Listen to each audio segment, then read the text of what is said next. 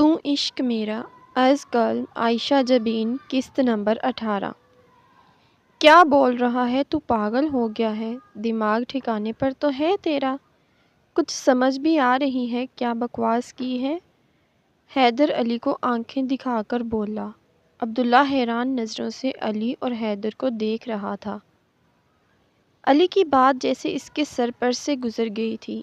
ایسا کیا بول دیا ہے میں نے جو تو یوں میرے گلے پڑ رہا ہے؟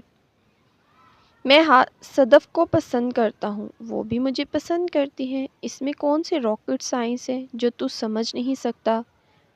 سیدھی سی بات ہے۔ علی کولڈ ڈرنک کا سپ لے کر بولا۔ نہیں، یہ اتنی سیدھی بات نہیں ہے جتنا تو ہلکا لے رہا ہے۔ تو کیسے؟ مطلب صدف سے؟ ایک منٹ یہ بتا پھر تو نے ہادیہ سے شادی کیوں کی اگر تو صدف کو پسند کرتا تھا؟ اور یہ کب ہوا؟ تو سارا وقت ہادیہ کے ساتھ ہوتا تھا۔ یہ صدف نامی چڑیل کب تیرے گلے پڑ گئی؟ مجھے سب شروع سے اور کھل کر بتا، حیدر بولا۔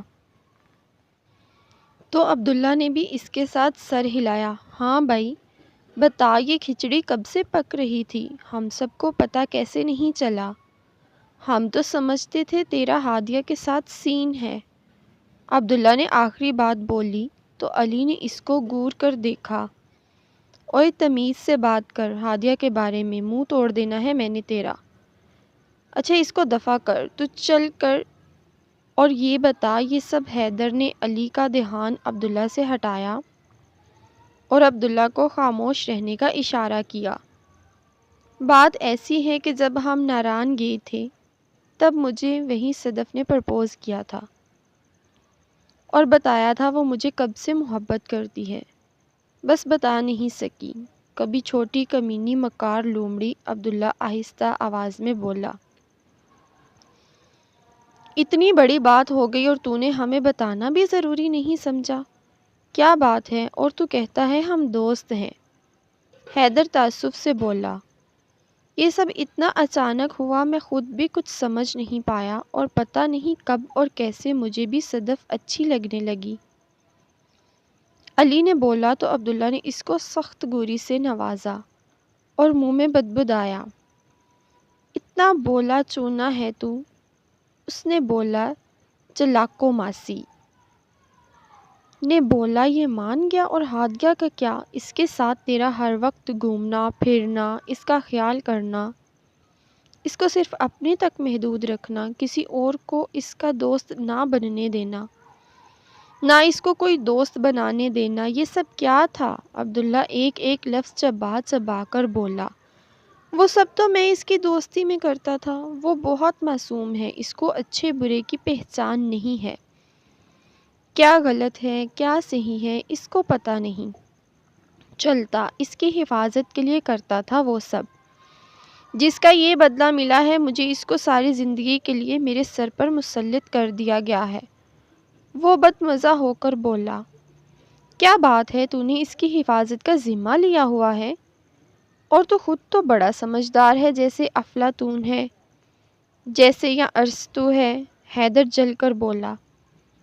ہم سب کو لگتا تھا تو ہادیہ سے محبت کرتا ہے، اس کی فکر کرتا ہے، جبھی اس سے شادی بھی کی ہے۔ ہاں ہاں ہاں، فکر والی بات تو ٹھیک ہے، محبت والی بات سمجھ نہیں آئی۔ ایسا کیوں لگا تم لوگوں کو؟ علی بے تحاشا ہنستے ہوئے بولا۔ اگر محبت نہیں کرتا تو شادی کیوں کی؟ عبداللہ نے بھی سوال پہ سوال کیا۔ اوف یار، میں نے اس کو بہت مان سے روکا اس شادی کے لیے۔ جب اس نے مجھے بتایا تھا میں سمجھا تھا وہ میری بات کو سمجھ جائے گی ہمیشہ کی طرح، مگر اس نے میرا بھروسہ، میرا مان، میری دوستی کا غرور سب توڑ دیا، سب ختم کر دیا۔ اب بھگتے اور کرے مزہ۔ اب کیوں روتی ہے؟ اس نے یہ سب خود اپنے لیے قبول کیا ہے، یہ اس کا اپنا انتخاب ہے۔ مطلب تو نے اس سے بدلہ لینے کے لیے شادی کی؟ لعنت ہے تیری مردانگی پر۔ عبداللہ غصے سے بول کر وہاں سے اٹھ کر چلا گیا۔ جب علی نے اس کو جاتا دیکھا اور حیدر سے بولا، دیکھ کیا بکواس کر کے گیا ہے، اس کو کیوں آگ لگ گئی؟ اس کو چھوڑ، تو مجھے بتا اب تو کیا چاہتا ہے؟ کیا مطلب کیا بتاؤں؟ اب تجھے یار وہ میری اچھی دوست ہے بس، اور کچھ نہیں۔ علی اب وہ تیری بیوی ہے، یہ بات تو نظر انداز نہیں کر سکتا، یہ یاد رکھ میرے یار۔ ہاں زبردستی کی بیوی، وہ سر جھٹک کر بولا۔ تو منع کر دیتا شادی کے لیے؟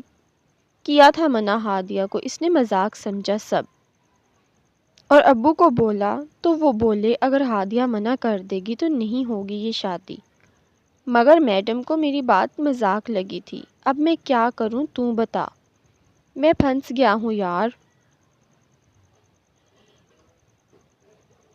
پھر آیا تو ہادیہ کو چھوڑ دے، مطلب طلاق دے کر صدف سے شادی کر لے۔ حیدر نے اس پر نظریں گاڑتے ہوئے بولا، تیرا دماغ خراب ہے، پاگل ہے تو؟ میں ایسا نہیں کر سکتا، میں مر کر بھی یہ نہیں کروں گا، میں ہادیہ کو یہ دکھ نہیں دے سکتا، یہ رسوائی، یہ ذلت دینے سے پہلے میں مرنا پسند کروں گا۔ علی بڑے جذباتی انداز میں بولا تو حیدر منہ نیچے کر کے مسکرایا۔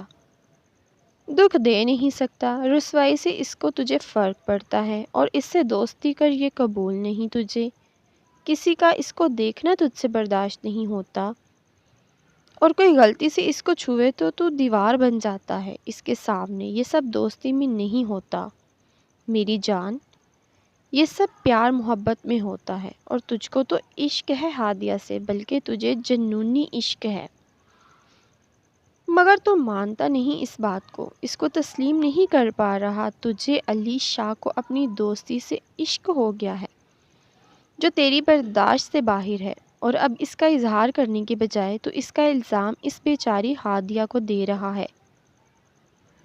وہ بڑی تفصیل سے بولا۔ علی ہکا بکا اس کو دیکھنے لگا۔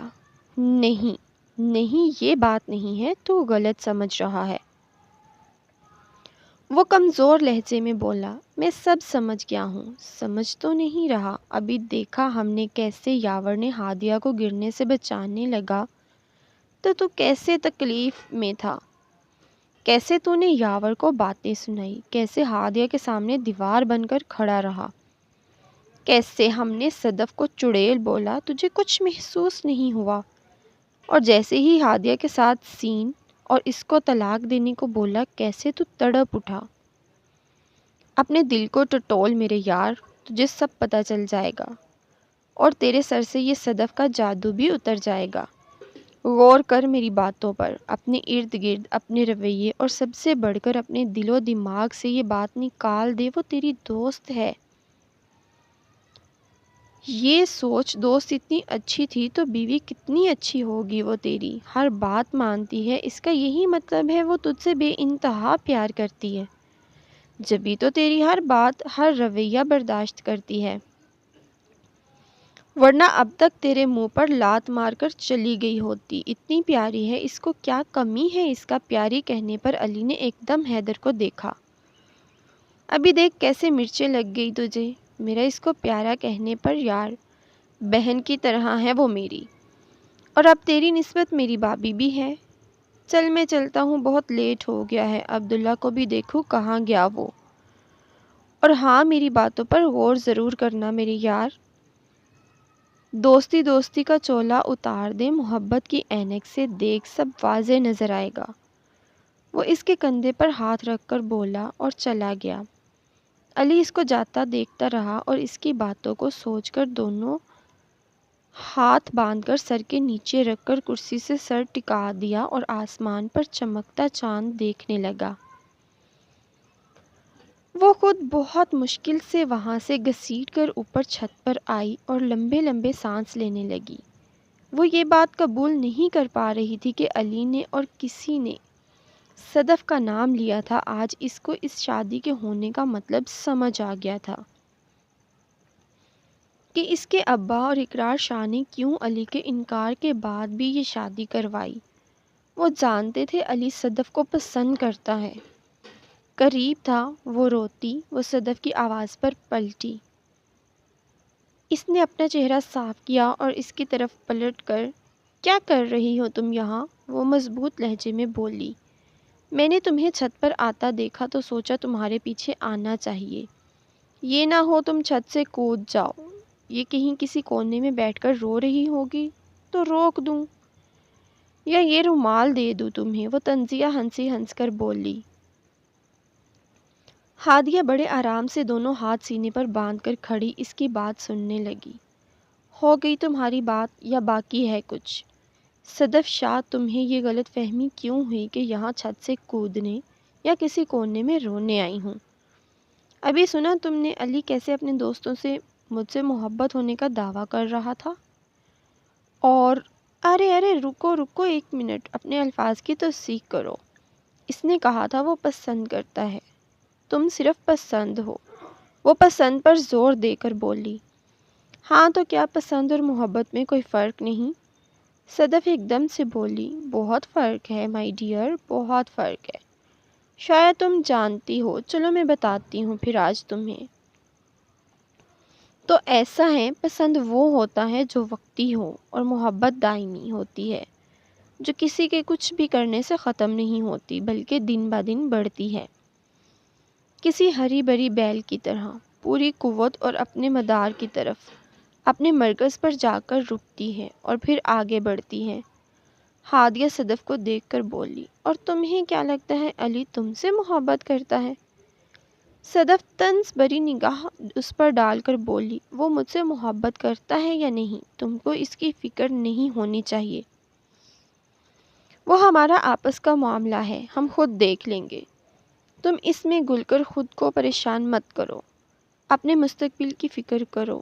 وہ دھیمے سے لہجے سے مسکرائی اور بولی، ہاں ہاں ہاں۔ صدف تالیاں بجا کر ہنسنے لگی۔ تم اتنا کس بات پر اکڑ رہی ہو؟